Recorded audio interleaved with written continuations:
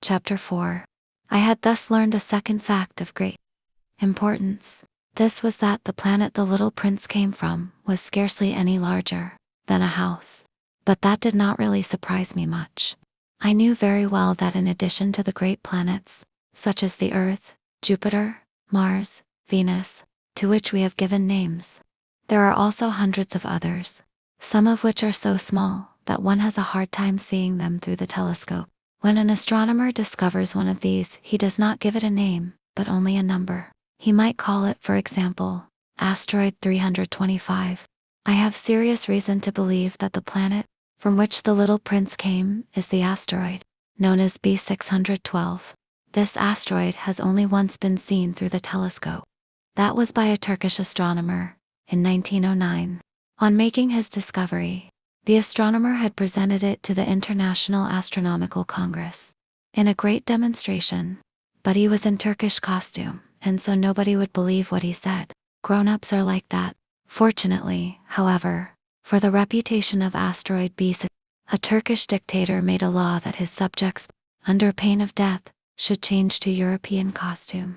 So in 1920, the astronomer gave his demonstration all over again, dressed with impressive style and elegance, and this time everybody accepted his report. If I have told you these details about the asteroid, and made a note of its number for you, it is on account of the grown-ups and their ways. When you tell them that you have made a new friend, they never ask you any questions about essential matters.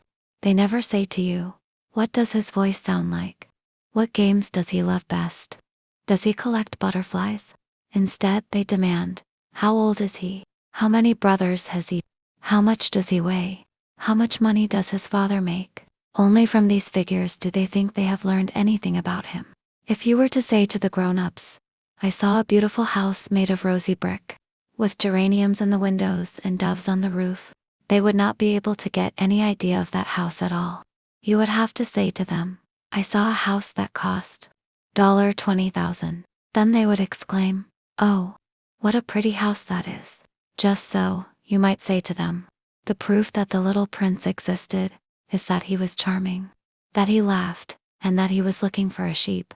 If anybody wants a sheep, that is a proof that he exists. And what good would it do to tell them that? They would shrug their shoulders and treat you like a child. But if you said to them, the planet he came from is asteroid B6, then they would be convinced and leave you in peace from their questions. They are like that. One must not hold it against them. Children should always show great forbearance toward grown-up people. But certainly, for us who understand life, figures are a matter of indifference. I should have liked to begin this story in the fashion of the fairy tale. I should have liked to say, once upon a time, there was a little prince who lived on a planet that was scarcely any bigger than himself, and who had need of a sheep. To those who understand life, that would have given a much greater air of truth to my story, for I do not want anyone to read my book carelessly. I have suffered too much grief in setting down these memories.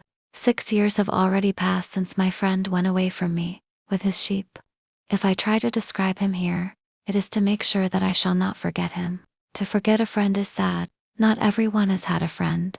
And if I forget him, I may become like the grown-ups, who are no longer interested in anything but figures. It is for that purpose, again, that I have bought a box of paints and some pencils. It is hard to take up drawing again at my age, when I have never made any pictures except those of the boa constrictor from the outside, and the boa constrictor from the inside. Since I was 6, I shall certainly try to make my portraits as true to life as possible, but I am not at all sure of success. One drawing goes along all right, and another has no resemblance to its subject. I make some errors too. In the little prince's height, in one place he is too tall, and in another too short, and I feel some doubts about the color of his costume. So I fumble along as best I can, now good, now bad, and I hope generally fair to me. In certain more important details, I shall make mistakes, also, but that is something that will not be my fault. My friend never explained anything to me. He thought, perhaps, that I was like himself, but I, alas, do not know how to see sheep through the walls of boxes. Perhaps I am a little like the grown-ups. I have had to grow old. Chapter 5. As each day passed, I would learn, in our talk, something about the little prince's planet, his departure from it, his journey. The information would come very slowly, as it might chance to fall from his thoughts. It was in this way that I heard, on the third day, about the catastrophe of the Baobab. This time, once more, I had the sheep to thank for it. For the little prince asked me abruptly, as if seized by a grave doubt, "It is true, isn't it, that sheep eat little bushes?" "Yes, that is true." "Ah, I am glad." I did not understand why it was so important that sheep should eat little bushes. But the little prince added, "Then it follows that they also eat baobabs." I pointed out to the little prince that baobabs were not little bushes, but, on the contrary, trees as big as castles, and that even if he took a whole herd of elephants away with him, the herd would not eat up one single baobab. The idea of the herd of elephants made the little prince laugh. "We would have to put them one on top of the other," he said. But he made a wise comment. "Before they grow so big, the baobabs start out by being little." "That is strictly correct," I said. "But why do you want the sheep to eat the little baobab?" He answered me at once, "Oh, come, come," as if he were speaking of something that was self-evident, and I was obliged to make a great mental effort to solve this problem, without any assistance. Indeed, as I learned, there were on the planet where the little prince lived, as on all planets, good plants and bad plants. In consequence, there were good seeds from good plants, and bad seeds from bad plants. But seeds are invisible. They sleep deep in the heart of the earth's darkness, until someone among them is seized with the desire to awaken. Then this little seed will stretch itself and begin, timidly at first, to push a charming little sprig inoffensively upward, toward the sun. If it is only a sprout of radish, or the sprig of a rosebush, one would let it grow wherever it might wish. But when it is a bad plant, one must destroy it as soon as possible, the very first instant that one recognizes it. Now there were some terrible seeds on the planet. That was the home of the little prince. And these were the seeds of the baobab. The soil of that planet was infested with them. A baobab is something you will never be able to get rid of if you attend to it too late. It spreads over the entire planet. It bores clear through it with its roots. And if the planet is too small, and the baobabs are too many, they split it in pieces. "It is a question of discipline," the little prince said to me later on. "When you've finished your own toilet in the morning, then it is time to attend to the toilet of your planet. Just so, with the greatest care, you must see to it that you pull up regularly all the baobabs at the very first moment, when they can be distinguished from the rosebush, which they resemble so closely in their earliest youth. It is very tedious work," the little prince added, "but very easy.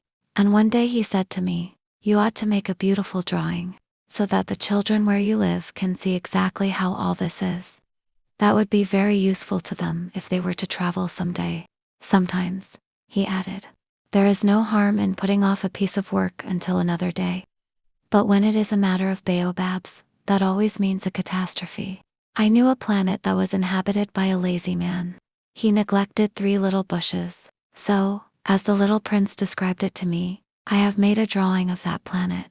I do not much like to take the tone of a moralist, but the danger of the baobabs is so little understood, and such considerable risks would be run by anyone who might get lost on an asteroid, that for once I am breaking through my reserve.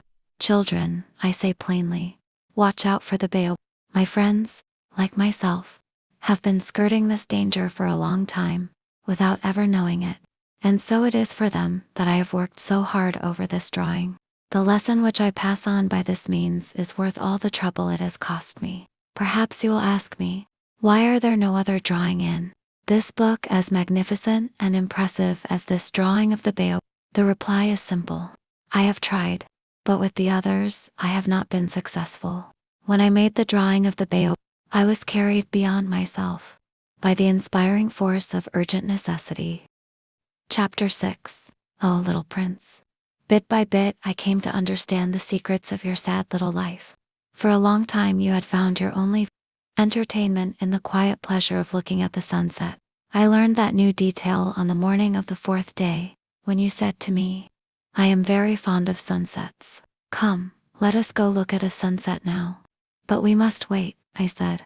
"Wait for what?" For the sunset, we must wait until it is time. At first you seemed to be very much surprised, and then you laughed to yourself. You said to me, I am always thinking that I am at home. Just so. Everybody knows that when it is noon in the United States, the sun is setting over France. If you could fly to France in 1 minute, you could go straight into the sunset, right from noon. Unfortunately, France is too far away for that. But on your tiny planet, my little prince, all you need do is move your chair a few steps. You can see the day end and the twilight falling whenever you like.